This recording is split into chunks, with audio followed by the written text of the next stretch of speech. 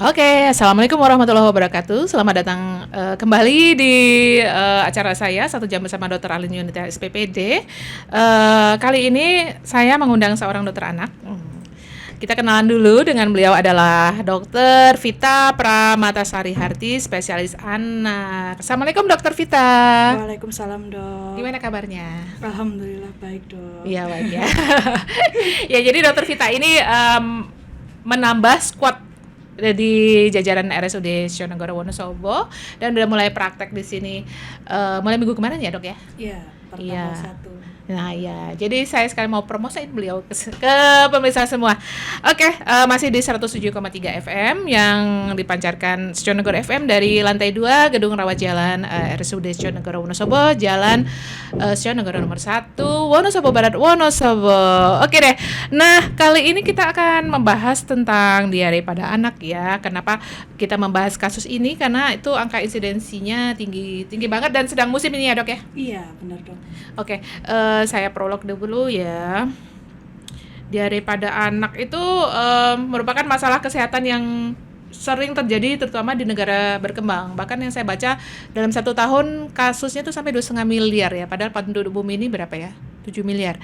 Berarti sepertiganya udah kena diare semua, dan yang paling banyak adalah pada anak-anak ya. Iya, benar. Tentu dengan segala akibatnya. Oke.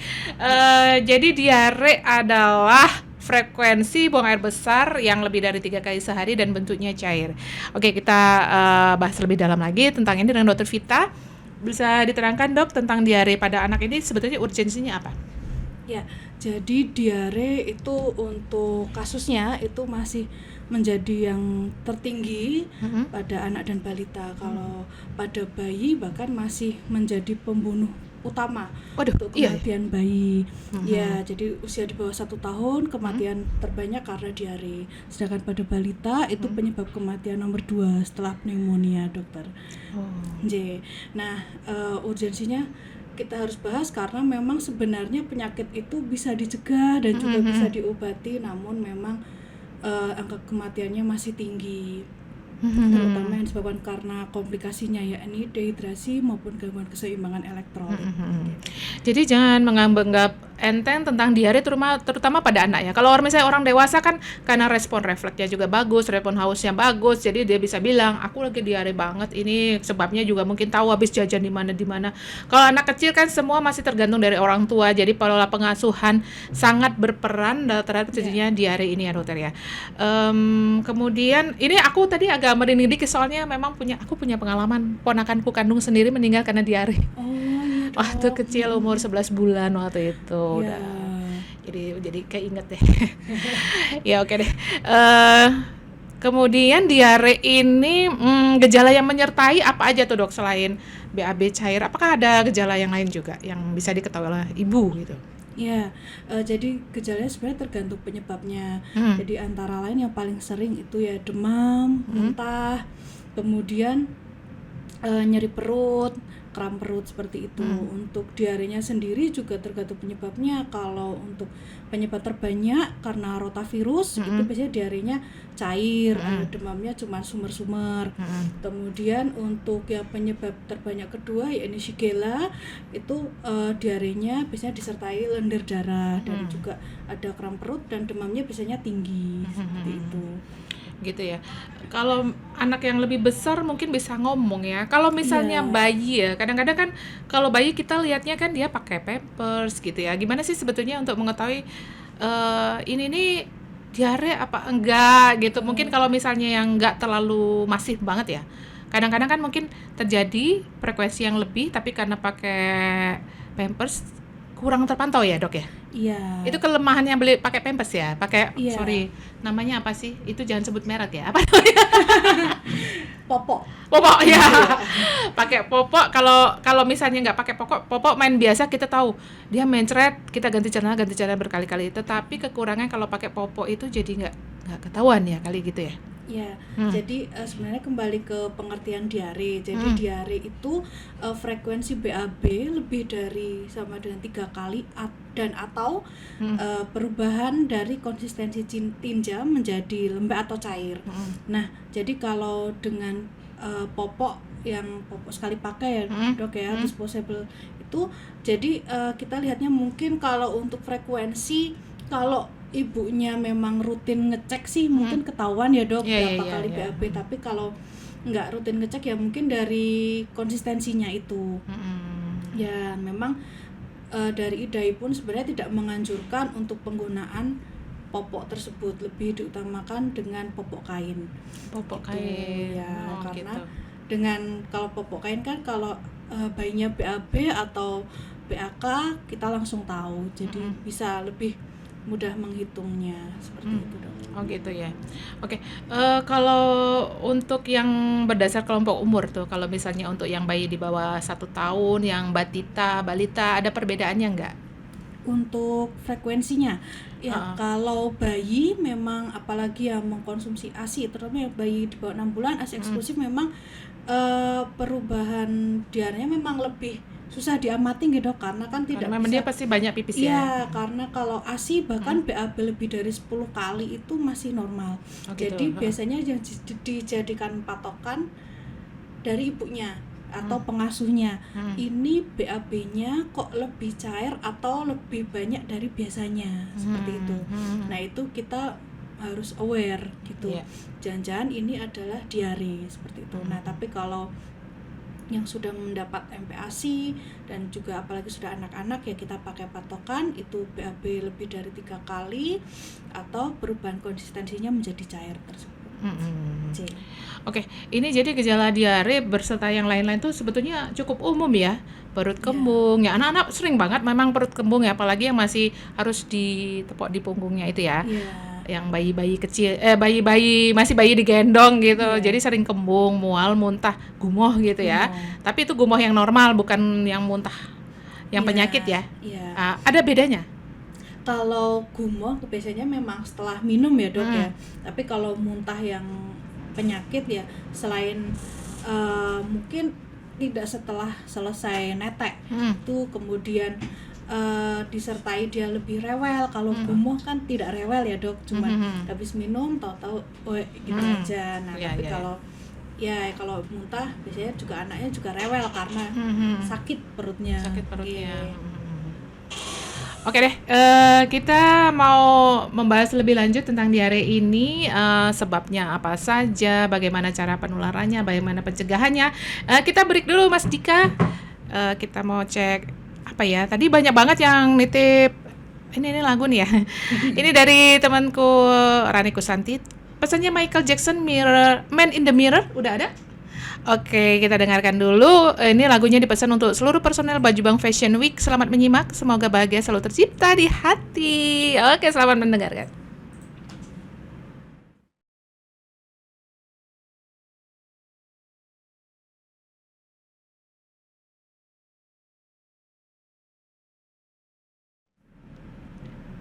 Oke, masih di Sio Negara FM 107,3 yang dipancarkan dari Wonosobo. Kita lanjutkan pembicaraan tentang diare pada anak ini. Sebetulnya penyebab paling umum terjadi diare pada anak itu apa aja tuh Dokter Vita? Kenapa sih anak tuh ada yang diare, ada yang enggak? Kenapa yang satu memberat bisa banget sampai menyebabkan kematian, kenapa yang lain enggak gitu? Ya, jadi penyebab diare dibagi dua dok, penyebab langsung maupun penyebab tidak langsung. Nah, penyebab langsung ya dari kumannya ada karena virus, ada karena bakteri. Virus terbanyak yakni rotavirus, kemudian adenovirus, kemudian norovirus. Nah, untuk bakteri bisa karena Shigella, Salmonella, kemudian E. coli.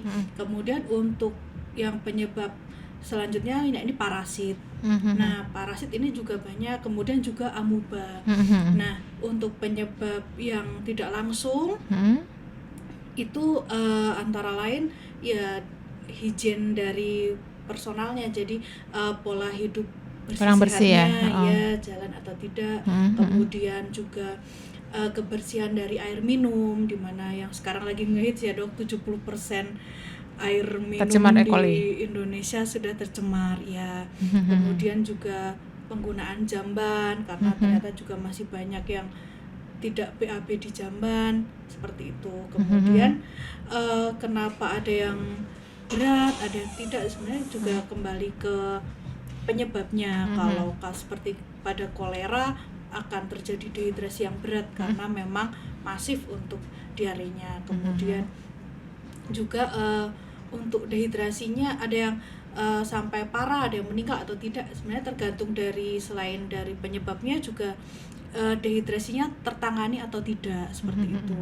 Kalau orang tuanya aware diare kemudian tapi asupan cairannya terpenuhi, ya tidak akan terjadi dehidrasi, ya prognosisnya lebih bagus. Sedangkan kalau diarenya sudah memang dari diarenya sendiri sudah berat, kemudian cairannya, kebutuhan cairannya tidak terpenuhi sehingga jatuh pada dehidrasi, bahkan dehidrasi berat, ya bisa terjadi kematian. Ya. Kemudian ya saya baca juga penyebab diare bisa perubahan pola makan ya dok. Misalnya dari ASI eksklusif, kemudian dia menambah makanannya mulai MPASI, kombinasi dan lain-lain. Kadang-kadang tuh orang tua kadang langsung bersimpulan, aku baru ini kan umur 6 bulan, susu 6 bulan udah ganti, terus coba merek ini, habis itu diare. Berarti nggak cocok gitu, bener nggak sih nyimpulkan langsung bahwa dia mencoba suatu, kan biasanya kalau orang tua tuh trial and error, dicoba dulu ini cocok nggak, ini cocok nggak, kalau nggak akhirnya beli yang kedelai ya. Ya. Gitu. Ya, ada diare itu yang berarti diare yang non infeksi ya dok. Non infeksi. Ya, non infeksi itu antara lain ada karena intoleransi laktosa maupun alergi susu sapi. Ya, biasanya kalau bayi yang tadinya mengkonsumsi ASI kemudian diberikan susu formula kemudian diare, kita harus curiga ke arah alergi susu sapi, karena rata-rata susu formula yang bisa dicobakan pertama ya yang mengandung susu sapi gitu. Ya. Kalau intoleransi laktosa biasanya tandanya perut kembung, kemudian sekitar anus merah seperti itu. Nah, kita cari susu yang rendah laktosa atau bebas laktosa. Namun pada kasus diare yang disebabkan rotavirus itu juga bisa terjadi intoleransi laktosa juga. Oh gitu. Iya, jadi memang tergantung dari penyebabnya ya. Kalau yang rotavirus itu di mana sih didapatkan? Misalnya anak ini diare, kemungkinan dari ciri yang dokter sebutkan mungkin sebabnya rotavirus. Kira-kira dari makanan, minuman, atau dari dia bermain di tanah, di halaman. Karena misalnya anak umur itu sedang menjelajah di rumah misalnya, atau dia udah menjelajah di halaman, di sekolah, kemudian pulang-pulang sekolah dia diare atau gimana itu. Nah, ketemunya. Iya, jadi memang oral fekal, jadi memang dari BAB yang terus kemudian mencemari makanan dan akhirnya terkonsumsi. Jadi dari tinja tersebut melalui 4 faktor, ya ini flies atau lalat, kemudian fingers atau tangan, kemudian fluid banjir atau air ya, cairan, dan juga field atau tanah. Yang nanti akhirnya ke food dan akhirnya termakan sehingga akan terjadi diare. Jadi dari lingkaran itu tadi ya? Iya dok. Tapi bisa nggak misalnya itu di dalam satu sekolah mereka jajan, misalnya kadang-kadang ada tempat penitipan anak ya, yang belum sekolah, itu masa di bawah 3 tahun batita, toddler. Nah itu misalnya di tempat situ mungkin ada yang itu satu anak diare, anak yang lain nggak diare, pada kemungkinan dari situ bisa juga ya? Ya. Mungkin yang satu lebih daya tahan tubuhnya lebih bagus atau gimana? Ya, itu juga terpengaruh dari daya tahan tubuhnya juga dok. Ada ya, jadi ada yang infeksius, ada yang non infeksius. Kemudian antara anak-anak yang, karena gini ya, kalau saya kenapa jadi dokter dewasa, karena saya tadinya pengen jadi dokter anak dok. Tapi begitu punya anak terus kayaknya ngeri banget ya, ngobatin anak sendiri juga belum tentu berani. Terus anak kecil nggak bisa ditanyain kok, Dika kamu diare berapa kali, kamu makan apa aja, bisa tanyain. Kalau bayi gimana, kalau baru 3 tahun baru ma apa, baru gitu ngomongnya, baru do re mi 1 2 3. Jadi gue bilang susah lah nanyain yang nggak bisa ditanyain, apalagi kalau dari dokter anak salah satu problemnya ya, yang nganter itu orang tuanya tapi nggak tahu ceritanya. Yang akhirnya rewangnya di rumah, yang ngasuh anak dari pagi sampai sore rewangnya, terus yang ke dokter Vita mamahnya Dokter Vita tanya sesuatu, aduh sebentar ya, saya tanya membantu saya dulu. Problem Iya, ibu masih, zaman sekarang gitu ya dok ya. ya masih banyak terjadi. Kemudian kapan sebetulnya kita harus mulai khawatir banget, wah ini diare yang membahayakan dan harus bagaimana gitu? Ya, jadi kita harus tahu dari derajat dehidrasi. Jadi diare komplikasi yang paling harus kita waspadai yakni dehidrasi. Jadi kita harus tahu derajat dari dehidrasi. Jadi kalau dehidrasi ringan, pasiennya masih sadar, kemudian minum masih biasa, pipisnya masih banyak, gitu. Kemudian kalau dehidrasinya sudah sedang itu kira-kira pasiennya biasanya mulai agak rewel. Mulai rewel, terus pengennya minum, terus tampak kehausan, dikit-dikit pengen minum, terus matanya sudah cowong, kemudian air matanya sedikit, dan pipisnya sudah mulai jarang. Nah, kalau dehidrasinya berat, itu sudah pasiennya sudah nggak sadar, jadi sudah tidak respon. Nah, kemudian sudah nggak mau minum. Jadi setelah tadinya rewel tampak kehausan, tapi sekarang kok sudah nggak mau minum. Nah, itu kita harus hati-hati, sudah jatuh ke dehidrasi berat. Nah, kemudian bisa pipisnya sangat jarang atau bahkan sudah tidak pipis lagi. Iya. Nah, dari warna urinnya pun kita bisa tahu derajat dari dehidrasi. Kalau kuning bening sampai putih itu berarti hidrasi di tubuhnya bagus. Tapi kalau sudah kuning itu dehidrasi ringan, kalau kuning tua sudah Dehidrasi berat ya. Ya, kalau sudah sangat tua bahkan ke coklat itu sudah dehidrasi berat. Oke deh Dokter Vita, saya mau kenalin Dokter Vita ke tagline kita nih ya. Ini baca Dokter Vita nih. Ya, sehat bersama Setjonegoro. Nggak salah baca ya? Enggak. Iya kan, Dok? Iya betul.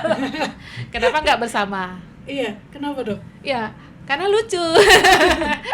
Jadi itu buat hiburan, sehat dan happy. Oh. Ya, jadi kita siaran ini juga buat happy-happy, tapi kita membagikan informasi-informasi yang bermanfaat buat sahabat sehat Setjonegoro.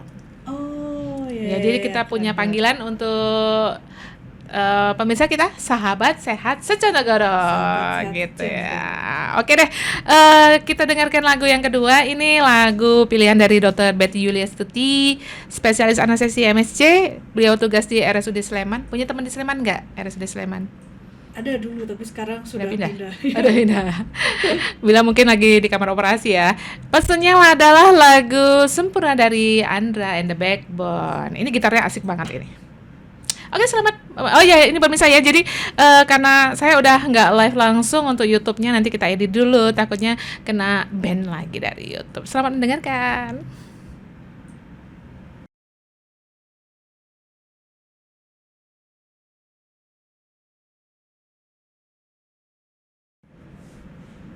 Oke, masih bersama saya Dr. Alin dan Dr. Fitra Pramatasari Harti, spesialis anak. Masuk ke sesi ketiga ini kita akan bahas tentang apa sih yang harus dilakukan jika menemui anak yang diare. Apa saja Dr. Vita? Ya, jadi kita bisa singkat lintas 5 langkah tuntaskan diare. Oh iya ya. Nah, Oke. itu yang pertama oralit atau cairan, intinya cairan yang cukup. Jadi kita berikan oralit tiap BAB itu 10 ml per kilogram berat badan atau kira-kira 100 sampai 200 ml lah tiap diare. Kemudian jangan lupa juga untuk cara membuat oralit, 1 saset dilarutkan 200, karena kebanyakan dok misal disuruh minum 100 ml per diare kan harusnya 1 saset 200 Ya, diminum jadi setengah kental gitu, Dok. banget dia ya kalau Iya, cuma Dok. satu. Itu terlalu pekat malah jadi Iya, tambah diare. ya satu itu, kedua juga hipernatremi. Iya, natriumnya tinggi ya. Risiko hipernatremi. Kemudian setelah oralit, kemudian kita pakai zinc. Jadi untuk bayi di bawah 6 bulan dosisnya 10 mg atau setengah tablet. Kemudian di atas 6 bulan kita pakai 20 mg atau 1 tablet. Yang sirup aja dok, yang gampang. Ya, tapi sekarang kan masih Oh jadi iya topik iya ya, iya, Dok. iya, jadi Ya, topik. Oke. jadi bisa pakai zinc yang disposable, Tablet. jadi ya dilarutkan di air, nanti dia bisa diminum. Nah, kemudian kita juga dengan tetap meneruskan pemberian ASI. Jadi kalau pada anak yang diare apalagi bayi, Jangan kita dihentikan harus, ASI-nya. iya, jadi ASI itu justru diberikan lebih sering dan lebih lama. Kemudian kalau ada tanda-tanda intoleransi laktosa, perut kembung, kemudian anusnya merah, itu mungkin kita bisa ganti. Kalau dia dengan susu formula bisa diganti ke susu formula yang rendah laktosa atau bahkan bebas laktosa. Kemudian untuk makan juga tetap diberikan sedikit-sedikit tapi sering, seperti itu. Jadi jangan sampai kurang cairan. Dapat juga diberikan seperti kuah sayur, sayur sop atau sayur bening seperti itu. Kemudian yang tadi sudah 3 ya, yang keempat itu kita antibiotik yang selektif. Kemudian jadi tidak semua diare kita akan berikan antibiotik. Tergantung ya, tergantung dari penyebabnya. Dan yang terakhir itu yang penting adalah edukasi. Jadi kita para orang tua harus tahu yang penting cara menjaga kebersihan perorangan, kemudian penyiapan makan yang benar, termasuk penyiapan susu. Jadi tempat botolnya susu itu harus disteril dahulu dan menggunakan air matang seperti itu. Kemudian makanan juga setelah dimasak kalau bisa batasnya itu 2 jam setelah dimasak harus sudah dikonsumsi seperti itu, karena kalau di atas 2 jam itu risiko akan terkontaminasi bakteri seperti itu. Nah, jadi yang penting itu, dan juga dilengkapi untuk imunisasi, terutama imunisasi campak dan rotavirus seperti itu, Dok. Ada ya, Dok ya? Iya. Sudah gampang diakses itu yang vaksin rotavirus ya? Kalau rotavirus insya Allah di semua DSA sudah ada ya, Dok ya. Walaupun memang belum masuk program nasional ya. Sekarang masih dalam penelitian, Dok. Jadi rencana tahun 2024 vaksin rotavirus itu sudah program bisa nasional menjadi program nasional, karena sebenarnya sudah dicanangkan oleh WHO. Itu rencananya akan diberikan pada anak umur berapa dan berapa kali setahun? Ya, jadi vaksin rotavirus diberikan mulai usia 6 minggu, Dok. Ada 2 macam, jadi yang monovalen dan pentavalen. Kalau yang monovalen nanti pemberiannya 2 kali, yang pentavalen 3 kali. Jaraknya 1 bulan, 4 minggu. Nanti itu akan proteksi kira-kira berapa, 1 tahun? Sebenarnya untuk proteksinya ya diharapkan dengan adanya booster itu ya selanjutnya ya, Dok. Iya. Tapi tetap jaga kebersihan ya, jangan. Iya. Abis aku udah divaksin ini anak aku nggak apa-apa jorok-jorok dikit gitu gak boleh ya? Nggak boleh, kan yang divaksin yang rotavirus, tapi kita masih harus aware sama penyebab yang lain. Iya. Jadi memang mostly terbanyak memang rotavirus ya, tapi penyebab yang lain juga bisa. Oke. Kemudian tadi dokter suruh cairan yang ada di rumah tangga ya, misalnya dimasakkan sup. Untuk sayur-sayuran gimana, Dok? Karena sayur ini kan memperlancar BAB. Apakah nanti kalau jadi banyak sayur nanti enggak tambah BAB-nya atau gimana enggak nanti? Enggak sih, Dok, tetap seratnya itu. Serat dikonsumsi dalam jumlah yang wajar ya.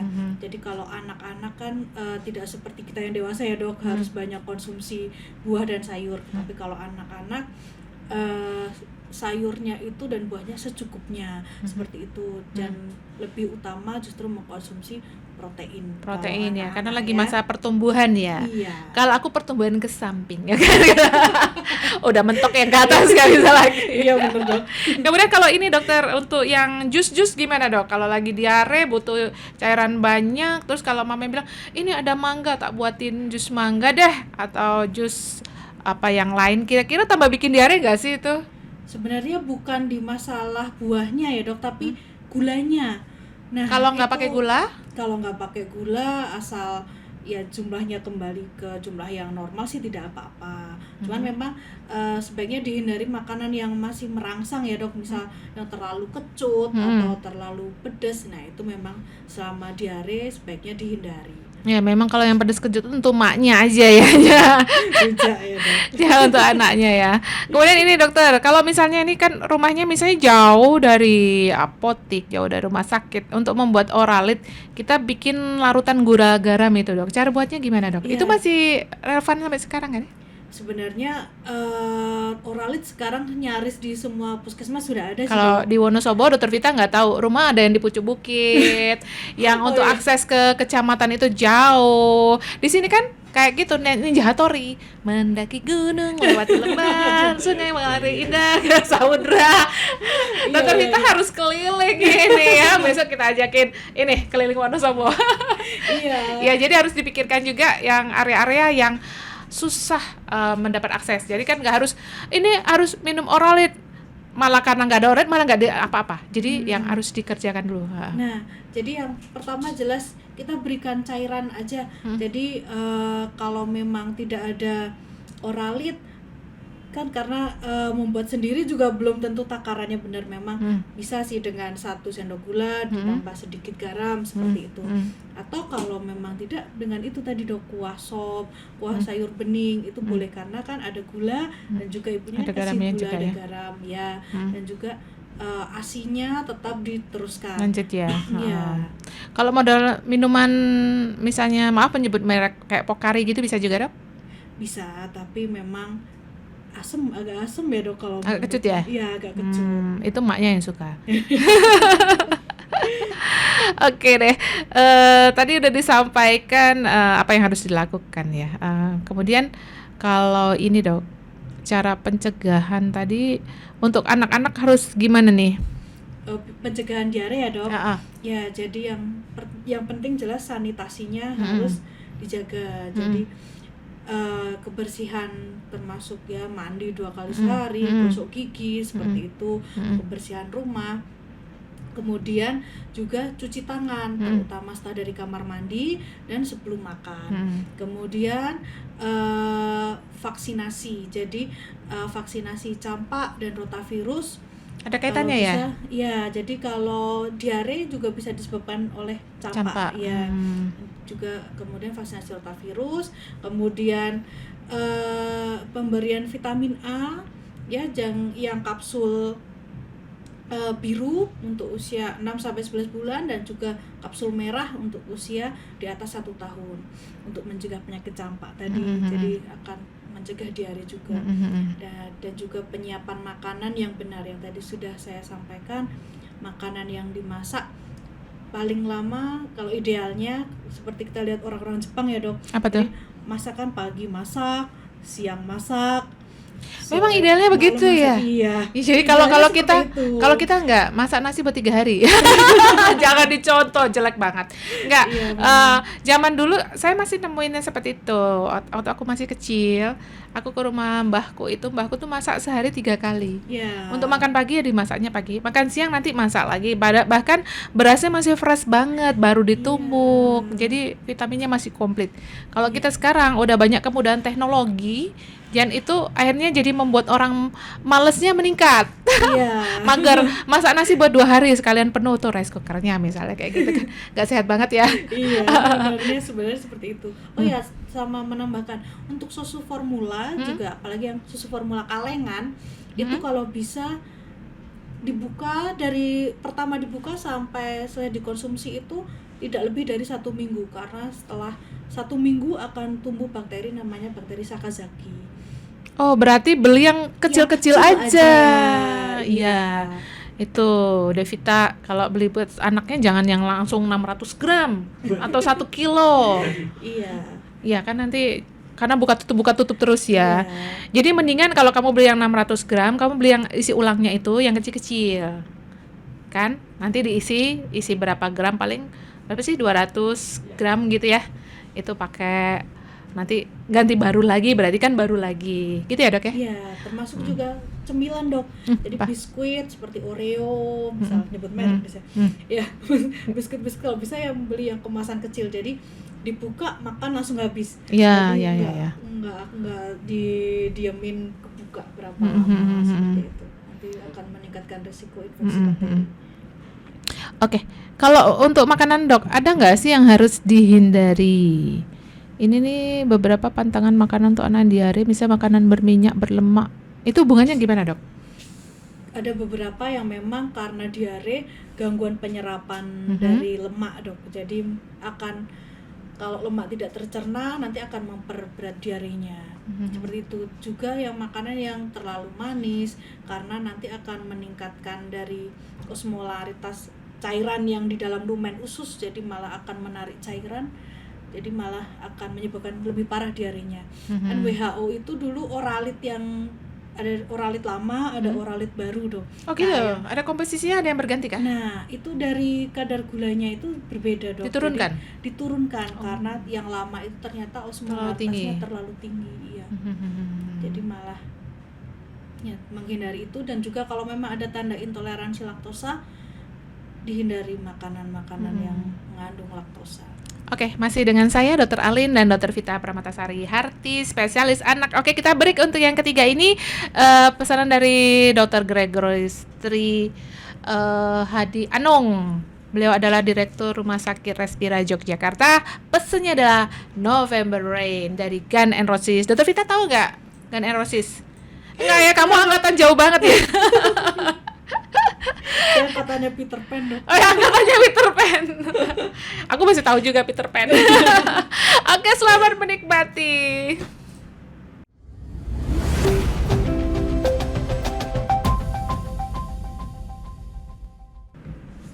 Oke, masih bersama Dr. Alin dan Dr. Vita di ruang studio Sconegoro FM. Kita udah sampai ke sesi terakhir nih Dr. Vita. Saya ada yang mau tanya tadi ya. Kalau misalnya minum-minuman soft drink itu gimana tuh dok kalau lagi diare? Tadi kan prinsipnya cairan, tapi cairannya kan tadi tertentu ya. Kalau misalnya anaknya nggak mau, dia maunya tuh minum yang merek gitu, soft drink gitu. Boleh nggak sih? Nggak boleh dok. Nggak boleh ya? Nanti tambah diare kah? Kadar gulanya tinggi ya dok. Kadar gulanya tinggi. Kalau ini dok, kalau yogurt gimana? Nah, yogurt itu kan dari susu yang difermentasi ya dok. Mending kita kalau memang cari probiotiknya, kita beli yang probiotik aja. Yang probiotik aja. Karena kalau nanti susu itu takutnya kalau ada intoleransi laktosanya nanti malah memperberat dari diarenya. Kalau minum air kelapa dok? Air kelapa boleh dok. Bagus ya? Bagus ya, itu kandungannya kalium tapi dia nggak ada garamnya. Iya, kurang nanti garamnya dari yang lain. Jadi dari yang lain ya deh, itu harus ditambahin berarti. Harus ditambahin. Kemudian ini tadi tentang, kita nyinggung tadi tentang probiotik ya dok ya. Iya. Bermanfaat nggak sih sebetulnya untuk pasien diare itu? Karena saya lihat hampir semua dokter anak meresepkan gitu. Iya. Jadi memang sebenarnya banyak sekali penelitian yang mendukung bahwa probiotik ini dapat mengurangi dari keparahan diarenya dok. Frekuensinya? Iya. Jadi lebih sedikit dan lamanya ya dok. Tapi dari WHO sendiri itu masih belum merekomendasikan. Jadi sebenarnya masih pro dan kontra. Cuman sebenarnya untuk penelitian tentang probiotik sendiri sudah banyak sekali dan membuktikan memang membantu mengurangi dari keparahan diarenya. Iya. Kalau misalnya dari bidang saya tuh ya Dokter Vita, untuk penyakit dalam kalau diare itu saya suka memberikan obat yang menghentikan frekuensi ya, menghentikan motilitas ususnya, karena itu seperti kram, itu agak diperlambat, jadi akan menghentikan diare secara tidak langsung. Tapi kalau pada anak-anak ini nggak boleh ya dok ya? Nggak boleh dok. Jadi nggak boleh tuh pemirsa ya, kalau misalnya ibu punya KKN diare, masih karena kalau udah dokternya udah pesan kalau diarenya berhenti jangan dilanjutin, nanti jadi kebebelan malah nggak bisa BAB lagi, nggak bisa pup dalam waktu yang lama. Jangan kasih ke adiknya yang masih balita atau batita ya. Bahayanya apa tuh dok pakai obat diare ayah? Karena mungkin pikirnya ke dokter jauh, ambil yang simple aja. Kemarin kakak pakai itu langsung sembuh, baru sekali minum langsung mandek gitu. Ini adek umur 4-5 tahun diare, kasih itu aja. Iya, kenapa nggak boleh? Karena kalau di kami anak diare itu sebenarnya mekanisme fisiologis dari tubuh untuk mengeluarkan bakteri maupun parasit maupun virus yang nempel di saluran cerna. Jadi yang penting kita jaga agar status hidrasinya tetap bagus itu. Nah, kemudian efek samping yang ditakutkan kalau dari penggunaan obat-obat seperti itu bisa terjadi ileus atau malah jadi ususnya malah jadi nggak gerak. Nah, itu yang malah bahaya gitu, atau malah bisa terjadi komplikasi yang lainnya kan, bisa jadi sepsis karena tadi ususnya nggak gerak, bakterinya malah stasis di situ gitu. Ya, jadi nggak boleh untuk anak-anak penggunaan obat seperti ya nyudiat misal ya Ya, itu kan gitu ya. dapat men-stop Atapulgit dah, diare. gitu ya. Atapulgit Atapulgit, ya, ya.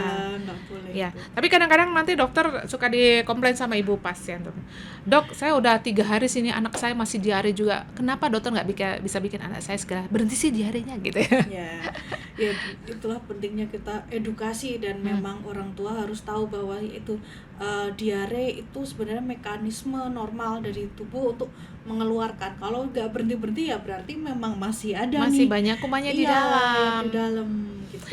Jadi jangan mencak-mencak, jangan marah-marah pada diarenya. Udah semua orang diare tuh BAB tuh harus ikhlas. Ya. Karena yang dibuang itu sampah dan penyakit. Jangan dieman-eman gitu. Jangan nggak ada sih orang aku kemarin habis makan sate seporsi harga 200.000 eman-eman langsung dibuang. Nggak bisa ya gitu ya. Jadi semua orang diare BAB itu harus ikhlas. Jadi sabar. Kalau misalnya masih menjalani hari ketiga keempat perawatan masih diare masih frekuen masih 5 kali 6 kali ya itu memang karena kumannya banyak banget dan belum habis dikeluarkan tubuh. Jadi diare itu membantu kita banget ya untuk bersih-bersih. Ya, kalau kita kan nggak bisa lihat tuh kumannya, jadi tubuh yang langsung merespon dengan ini harus segera dikeluarkan gitu ya. Oke, Dokter Vita, sebelum kita penutup, ini saya minta closing statement ini Dokter Vitanya. Ya, jadi kita resume ya dok. Jadi Resume, diare itu masih menjadi penyebab terbanyak untuk kematian bayi dan juga penyebab kedua pada balita. Jadi kita harus aware dan diare itu bisa kita cegah dengan kita menjaga kebersihan, kita melengkapi imunisasinya, kemudian memberikan makanan yang tepat sesuai usianya, seperti itu. Kemudian untuk apabila terjadi diare, kita harus mengenali dari tanda dehidrasinya.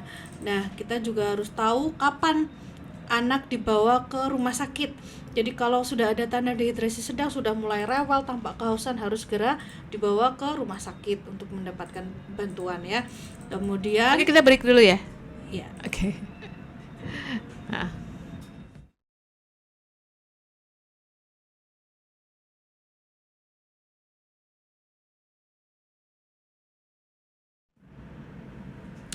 Oke, tadi break azan zuhur. Kita ulang lagi nih dokter untuk take home message apa resume ringkasan dari obrolan kita siang ini dok di belakang. Yuk. Ya.